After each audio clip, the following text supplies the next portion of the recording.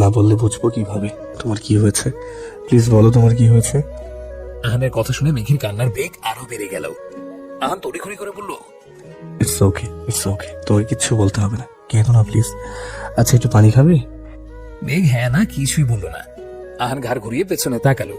তাকাতেই ওখানে উপস্থিত সবার আত্মা কেঁপে উঠল। এতক্ষণ যে লোকটা খুব শান্ত আর আদুরি গলায় মেয়েটার সাথে কথা বলছিল, ঘাড় ঘুরিয়ে তাকাতেই সে শান্ত চেহারাটা ভয়ঙ্কর হয়ে গেল। আহান একজন স্টাফের দিকে তাকিয়ে তীক্ষ্ণ চাহনি দিয়ে শান্ত স্বরে বলল, এক গ্লাস পানি নিয়ে আসুন না। আহানের বলতে যতটা দেরি হয়েছে লোকটা যেতে 1 সেকেন্ডও লাগেনি।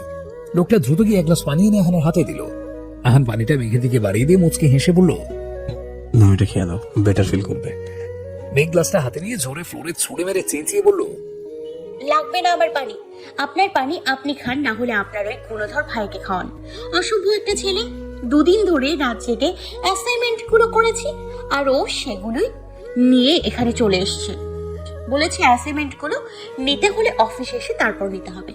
আমি এখানে এসে এনাদের কত রিকোয়েস্ট করলাম, কিন্তু এনারা কেউ আমাকে ভেতরে ঢুকতেই দিল না, উল্টো আমাকে অপমান করলেন। সব শেষ হয়ে গেল। এখন আর আমার অ্যাসাইনমেন্টটা জমা দেওয়া হবে না। এত কষ্ট সব বিফলে চলে গেল। আমার এক্সামের মার্কস সবার থেকে কম আসবে, আমি ফেল করব। কথাগুলো বলে মেঘ আবারও ফুঁপিয়ে কেঁদে উঠল। মেঘের কথা শুনে আহানের চোয়াল শক্ত হয়ে গেল। ও আগেই বুঝতে পেরেছিল এখানে কিছু একটা হয়েছে, তাই মেঘ এমন করে কাঁদছে। আহান গম্ভীর কণ্ঠে জিজ্ঞাসা করলো, তোমাকে কি অপমান করেছে মেঘ? আর কেই বা তোমাকে ভেতরে ঢুকতে দেয়নি? মেঘ কিছু বলল না, চুপ করে মাথা নিচু করে রইল। আহান বুঝলো মেঘকে জিজ্ঞেস করে কোনো লাভ নেই, ও কিছুই বলবে না। আহান বসা থেকে দাঁড়িয়ে স্টাফদের দিকে তাকিয়ে রাগী কণ্ঠে জিজ্ঞাসা করলো, ওকে কে ভেতরে ঢুকতে দেয়নি? সবাই চুপ করে মাথা নিচু করে রইল। আহান ওদের আরেকটু সামনে গিয়ে বলল, আপনাদের সবাইকে আমি কিছু জিজ্ঞেস করছি, ওকে কে ভেতরে ঢুকতে দেয়নি? ভালো ভালো আনসারটা দিয়ে দিন, নাহলে সবাইকে শাস্তি পেতে হবে। আহানের কথা শুনে সবাই ভয়ে কাঁচো মাচো করে দাঁড়িয়ে রইল। আহান এতক্ষণ এমনিতেই রেগেছিল, এখন এইভাবে সবাইকে চুপ থাকতে দেখে রাগটা আরো বেড়ে গেল। ও জোরে চিল্লিয়ে বলল, আপনাদের সাহস দেখে আমি অবাক হচ্ছি। আমার প্রশ্ন শুনে করে উত্তর না দিয়ে ভেবে দাঁড়িয়ে আছেন। জীবনের প্রতি কি দয়া মায়া সব কমে গেছে? আমি জিজ্ঞেস করেছি আমার মেঘ পরীকে কে ঢুকতে দেয়নি। আহানের চিৎকারে মেঘ কেঁপে উঠল। স্টাফরা সবাই ভয় পেয়ে গেল। স্টাফদের মধ্যে থেকে একজন লোক ভয়ে ভয়ে সামনে এলো এবং একে একে সব ঘটনা আহানকে বলল। সব শুনে আহানের ইচ্ছে করছে এই সৃষ্টিকে কঁচা চিবিয়ে খেতে। এদিকে আহির আর মিহির মিটিং শেষ করে ফোন টিপছিল। তখনই মিহিরের মনে পড়ে ও সকালে মিহির অ্যাসাইনমেন্ট অফিসে নিয়ে এসেছিল আহানের সাথে মেঘের দেখা করানোর জন্য। কথাটা মনে পড়তে মিহির দ্রুত দৌড়ে ওর কেবিনে চলে যায়, গিয়ে ফাইলটা নিয়ে বাইরে রুমের দিকে পা বাড়ায়। তখনই ওর কানে আহানের চিল্লাচিল্লি শব্দ ভেসে আসে। ওরা দুজন দ্রুত বাইরে রুমের দিকে আসে। ওই লোকটা এতক্ষণ যা যা বলেছে ওরা দুজন সবই শুনেছে। আহান সৃষ্টি নামের মেয়েটাকে কিছু বলতে যাবে তার আগে ওর চোখ পড়ে দরজার দিকে। দেখে মেঘ বসা থেকে উঠে বাইরে চলে যাচ্ছে। আহান দ্রুত দৌড়ে গিয়ে মেঘের হাত ধরে আটকে দেয়। তারপর ভ্রু কুঁচকে জিজ্ঞাসা করে, তুমি কোথায় যাচ্ছ? মেঘ নাক টানতে টানতে বলে, বাসায় যাচ্ছি। এখন আর আমার অ্যাসাইনমেন্টের কোনো প্রয়োজন নেই। অলরেডি 11টা বেজে গেছে, এখন আর ওটা জমা নেওয়া হবে না। আহান মেঘের হাত ধরে টানতে টানতে ভেতরে নিয়ে এসে বলল, এখন কোথাও যাবে না তুমি, আমি তোমাকে একটু পর তোমাকে তোমার বাড়িতে দিয়ে আসবো। মেঘ কিছু বলতে যাবে তার আগেই পেছন থেকে মিহির বলল, বলো, এই নে তোর অ্যাসাইনমেন্টের পেপার। মিহিরকে দেখে মেঘের রগ উঠে গেল। ও আহানের হাত থেকে নিজের হাতটা চড়ে ছাড়া দিয়ে ছাড়িয়ে হন হন করে মিহিরের সামনে চলে গেল। তারপর মিহিরের হাত থেকে অ্যাসাইনমেন্টের পেপারটা নিয়ে ফ্লোরে ছুড়ে মেরে দাঁতে ধত চেপে বলল, তোর অ্যাসাইনমেন্টের কুষ্টি খেলাই, এখন ওটা নিয়ে আমি কি করব? একটা কাজ কর, তুই ওটা ভিজিয়ে ভিজিয়ে পানি খা। বলেই মেঘ মিহিরকে এলো পাধানি মারতে লাগলো। এছাড়া মিহির মেঘকে থামানোর চেষ্টা করছে কিন্তু কিছুতেই পারছে না। মেঘ নিচের গায়ে জোর দিয়ে মিহিরকে কিল খুশি যা পারছে তাই দিচ্ছে। আহিরের হাসতে হাসতে রীতিমতো গড়াগড়ি খাওয়ার অবস্থা। আহান সেও মুখ টিপে টিপে হাসছে। অফিসে সবাই ভয়ের তো দৃষ্টিতে আহানদের দিকে তাকিয়ে আছে, কারণ ওরা এতক্ষণে বুঝে গেছে মেঘ সত্যি মিহিরের বোন। এতক্ষণ ওরা যেভাবে মেঘকে অপমান করেছে তার পরিণতি যে কতটা ভয়ঙ্কর হবে সেটা একটু হলেও আন্দাজ করতে পারছে। সৃষ্টি নামের মেয়েটা মাথা নিচু করে ভয়ে কাঁপছিল। তখনই ওর একজন মেয়ে কলিগ এসে সৃষ্টির কানের কাছে ফিসফিসিয়ে বলল, মিস সৃষ্টি, আপনি তো আজকে শেষ। স্যারেরা আপনার কি অবস্থা করবে আপনি ভাবতেও পারছেন না। দেখেই মনে হচ্ছে ওই মেয়েটা ওনাদের খুব আদরের। নাহলে ভাবুন তো, যে আহান খান এখনো পর্যন্ত কোনো মেয়েদের দিকে তাকাতে অব্দি দেখেনি, সে এই মেয়েটার সামনে হাঁটু গেড়ে বসে মেয়েটার রাগ ভাঙানোর চেষ্টা করছে। আহির স্যারের কথা তো বাদই দিলাম, এতদিন হয়ে গেল, ওনাকে এখন অবধি একটা মুচকি হাসি দিতেও দেখলাম না। উনি যে এমনভাবে হাসতে পারেন আমি তো সেটা স্বপ্নেও ভাবতে পারিনি। আর মেহের স্যারের অফিসের প্রথম দিন একটা মেয়ে সাথে সামান্য ধাক্কা খেয়েছিলেন তিনি। ওই মেয়েটিকে অফিস থেকে বের করে দিয়েছিলেন, কিন্তু সে এখন ওই মেয়েটির হাতে এত মার খেল, উল্টে মেয়েটার গায়ে একটাও আঘাত করছে না। আর তুমি ওই মেয়েটাকে এইসব হাবিজাবি বলে অপমানিত করলে। আপনার কপালে দুঃখ আছে। মেয়েটির কথা শুনে সৃষ্টির ভয়টা হাজার গুণ বেড়ে গেল। মিহির মেয়েকে থামানোর চেষ্টা করতে করতে বলল, বোনো, এই পেপারটা আমি নিয়ে এসেছি, কিন্তু বিশ্বাস কর আইডিয়াটা সম্পূর্ণ আহিরের ছিল। ওই আমাকে বলেছিল অ্যাসাইনমেন্টটা অফিসে নিয়ে আসতে। মিহিরের কথা শুনে মেঘ মিহিরকে ছেড়ে দিয়ে আহিরকে গিয়ে মারা শুরু করলো। আহির মেঘের মার খেয়ে লাফাতে লাফাতে বলল, বনু, ভুল হয়ে গেছে, আর কখনো হবে না, প্রমিস। আর এই ধরনের মজা করবো না। মেঘ আহিরের চুল ধরে টানতে টানতে বলল, শয়তান ছেলে, তোকে তো আজকে মেরেই ফেলবো। সব সময় মাথায় শুধু বদ বুদ্ধি ঘোরে, তাই না? হ্যাঁ, আজকে বাড়িতে গিয়ে পাপাকে সব বলে দিব, তারপর দেখিস পাপা তোর কি অবস্থা করে। আহির মেঘি হেসে মেঘের গাল টেনে দিয়ে বলল, এই না প্লিজ, তুই তো আমার কিউট সোনা বলো, তাই না? বাবাকে কিচ্ছু বলিস না প্লিজ। যতই ভালো ভালো কথা বলিস না কেন, আমি আজকে সব পাপাকে বলে দিব। কথাটা বলেই মেঘ আহিরের পিঠে ধরাম ধরাম করে কিল দিতে লাগলো। আহান দেখলো মেঘ থামাথামির কোনো নামই নিচ্ছে না, ওদের নন স্টপ মেরেই যাচ্ছে। তাই দ্রুত আহিরের থেকে মেঘকে টেনে ছাড়িয়ে নিয়ে আসলো, কিন্তু মেঘ বারবার ওদের দিকে তেড়ে যাচ্ছে।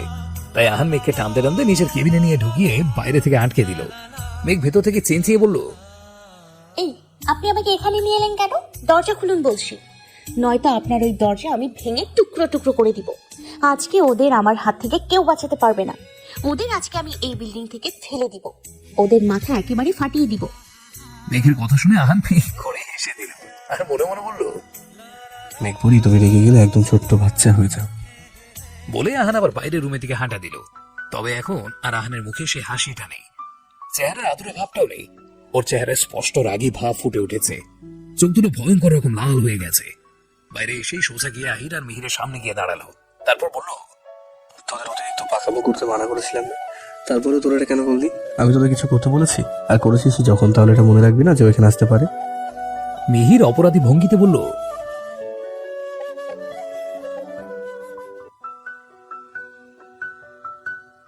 আহান একটা বিরক্তিকর নিঃশ্বাস ফেলে বলল, এখন যাবে ভার্সিটিতে গিয়ে এগুলো জমা দিয়ে।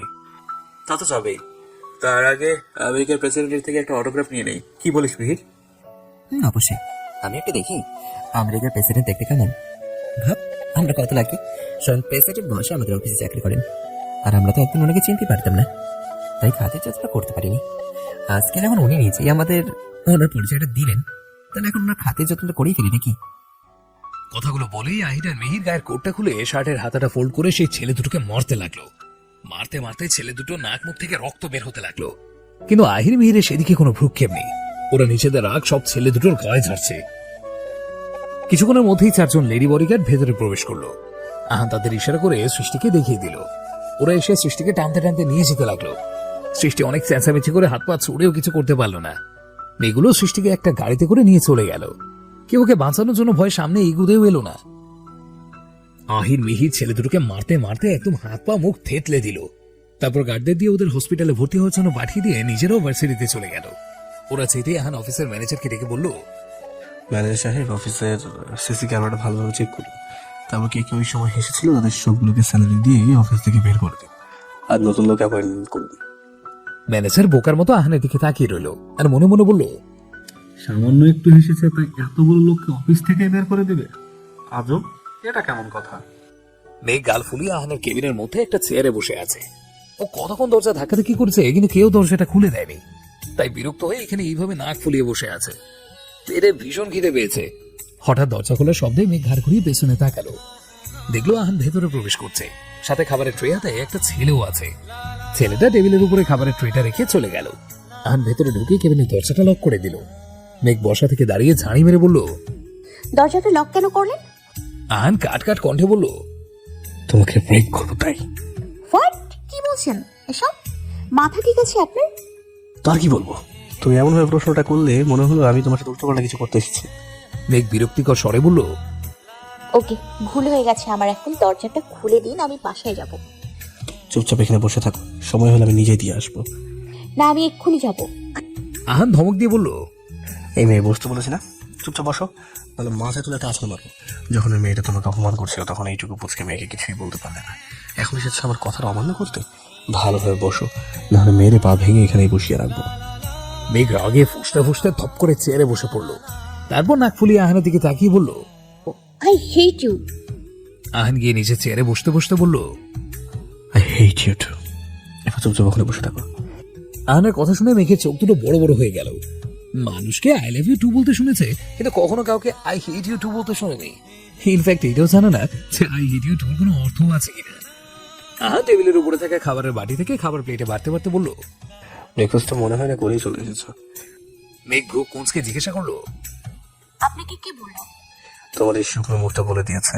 আর আমি জানি তুমি অতিরিক্ত টেনশনে থাকতে খাওয়া দাওয়া সব ছেড়ে দাও, বিশেষ করে যখন কোনো এক্সাম আসে তখন। আপনি কিভাবে জানলেন? সেটা তোমাকে না জানলে চলবে, চুপচাপ ভালো মেয়ের মতো খাবারটা খেয়ে নাও। অলরেডি 11:30 বেজে গিয়েছে, নিশ্চয়ই তোমার খুব খিদে পেয়েছে। খুব খিদে পেয়েছে, কিন্তু খাবো না। আগে বলুন ওই কথাগুলো আপনাকে কে বলেছে? আহান একটু রাগী গলায় বলল, সময় হলে এমনিতেও জানতে পারবে, এখন জেদ না করে চুপচাপ খেয়ে নাও। মেঘ চেয়ার থেকে দাঁড়িয়ে দরজা থেকে হাঁটা দিয়ে বলল, বললে না তো? ওকে, বলা লাগবে না, আমি এক্ষুনি বাসায় চলে যাব। আহান নিজের চেয়ার থেকে উঠে এসে মেঘকে টেনে নিয়ে গিয়ে দেয়ালের সাথে চেপে ধরে বলল, তোমার সাহস হয় কি করে, হ্যাঁ, আমার অনুমতি ছাড়া এখন থেকে যেতে চাও? কেন সবকিছু জানার এত আগ্রহ তোমার? আর কি জানতে চাও কি তুমি?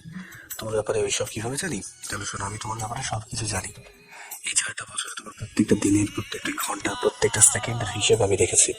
তুমি কোথায় যাও, কি করো, কি খেতে পছন্দ করো, কি খেলে তোমার সাইড এফেক্ট হয়, কোন পরীক্ষায় কি মার্কস পেয়েছো, কোন সাবজেক্টে বেশি ভালো, কোনটাই বেশি খারাপ, সব কিছু আমার নখদর্পণে আছে। ইনফ্যাক্ট তোমার টোটাল কয়টা ড্রেস আছে, কয়টা জোড়া জুতো আছে, সেগুলো কি কালারের সব জানা আছে আমার। মেঘ আহানের দিকে হা করে তাকিয়ে রইল। ও বুঝতে পারছে না আহান কি সত্যি বলছে নাকি মিথ্যে। মেঘের হঠাৎ কিছু একটা মনে পড়তে ওর মুখটা কালো অন্ধকার মেঘে ঢেকে গেল। মেঘ একটু অভিমানী গলায় বলল,